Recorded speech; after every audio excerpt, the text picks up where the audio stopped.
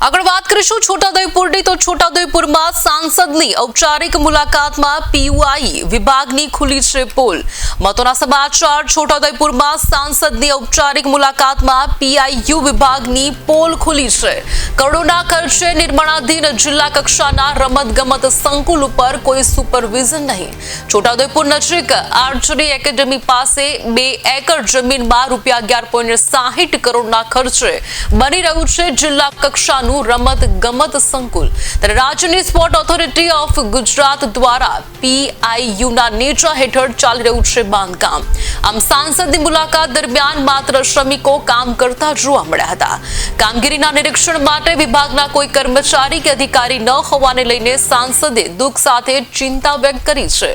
Supervision વિના કરાતા બાંધકામની ગુણવત્તા સામે ઉભા થયા છે અનેક સવાલો।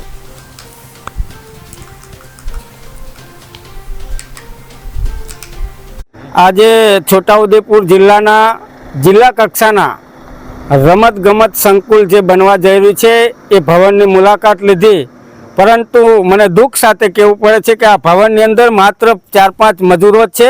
અહીંયા કોઈ સુપરવાઇઝર પણ નથી કે કોઈ દેખરેખ રાખનાર અધિકારી પણ નથી।